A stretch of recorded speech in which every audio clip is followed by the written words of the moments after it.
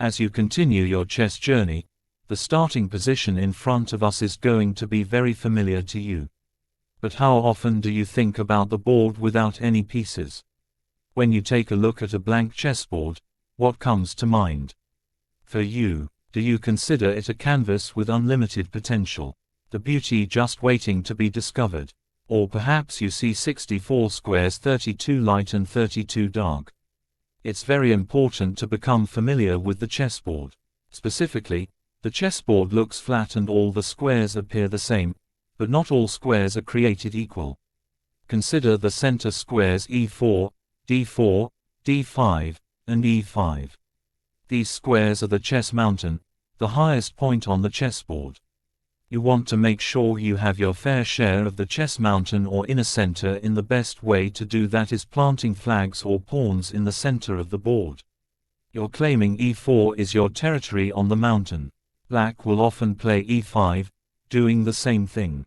The squares surrounding the chess mountain or inner center is what we call the outer center. You can consider the outer center as the chess hill, not as high as the chess mountain but still elevated above all the other squares. When we think about developing our pieces, think about the chess mountain in hill or inner center in outer center. We want to develop our forces to help control these critical squares.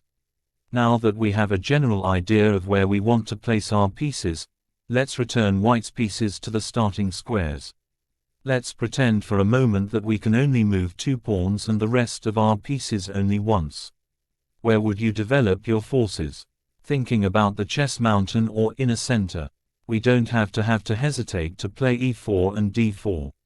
Knights love to jump into the outer center and help control the key central squares with knight F3 and knight C3. Bishops love open diagonals, so bishop C4 and bishop F4 are natural squares for these pieces. Take a look at all of the squares these bishops control in enemy territory. Castling has a very important role in our development. For this exercise, let's consider castling as the king move. White's king wisely evacuate the center and now has 3 loyal pawns protecting it. Castling also allows us to bring our rook into the action, especially helping control the center with a move like rook E1. Now we only have our queen and rook on A1 to move. White's queen can be well placed on E2 or D2. Let's move the queen to D2. Now white's rooks are connected and white's queen backs up the dark squared bishop, supercharging that diagonal. Finally, we would complete our development with rook to D1. Notice our 2 central pawns. Knights and bishops are all in the inner and outer center. White's major pieces, the queen and 2 rooks, help support the center, so in the future white can start advancing pawns up the board. Of course, this is only a dream scenario, and our opponent certainly has something to say about this. So what is the position look like when both sides are following this strategy, activating their pieces and controlling these key squares? Let's take a look. This is a very typical opening position, and notice the balance of the forces. Both sides have pawns in the inner center controlling their fair share of space. Both sides have castled their king to safety, and the knights and bishops are all controlling key squares in the center. With all this in mind, let's have some fun and see development and action. How important is it to develop our pieces to safe active squares where they work together in harmony? When one side follows this advice and the other side ignores it, will soon find an answer. After E4, D5, knight F3, white combines development with attack. Black's most popular and flexible move is knight C6, developing a piece toward the center and protecting the E5 pawn. Instead, black plays D6. Is this a good move for black? It depends on which bishop you ask. Black's light squared bishop enjoys a newly opened diagonal, but black's dark squared bishop isn't exactly thrilled that it's blocked by its own pawn on D6, and cannot enter the action in the center.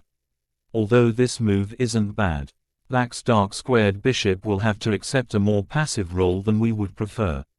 White's bishop on the king side has no such worries after bishop c4, where it controls key central squares and is pointing directly at black's weak f7 pawn. Black decides to develop the knight on b8. What is the best square for this piece? If black plays knight to a6, When a knight moves to the edge of the board, a famous saying is, "A knight on the rim is dim." Black's knight only controls 4 squares and none of them are squares in the inner center. Let's compare the last move with knight c6. Developing the knight toward the center with knight c6 is the best square for this piece.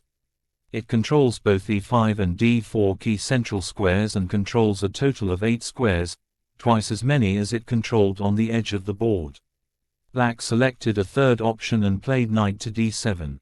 The knight only protects the e5 square in the center, so it's less active. And now Black's light-squared bishop cannot move. White continues to demonstrate positive development with knight c3. And once again, Black makes a passive knight move with knight e7. Instead of working together, Black's pieces are standing in each other's way. Notice that both of Black's bishops cannot move, which means the knights would have to move again in order to free the natural diagonals for the bishops, wasting more time. Time is not on Black's side and White punishes Black's poor development immediately with knight g5. Notice how White's pieces are working together. The knight on g5 joins the light-squared bishop in attacking the weak f7 pawn. White's knight on c3 and pawn on e4 join the light-squared bishop and protecting the key d5 square, which means if Black plays the best move in a bad position, d5, White can simply capture the pawn and win material. Instead of blocking this dangerous diagonal with d5, Black decides to play f6, turning the position from bad to completely losing. What would you play as White? You may notice that the queen on d8 is trapped, so you can actually win this piece with knight e6 or knight f7. But is there an even stronger move to play? If you found bishop f7 checkmate, great job. The king cannot capture the bishop as it's protected by the knight on g5. Black's pieces smothered its own king, so it's game over. This is why piece development is important. I hope you learned something today. This is Chessolympia. Have a good day.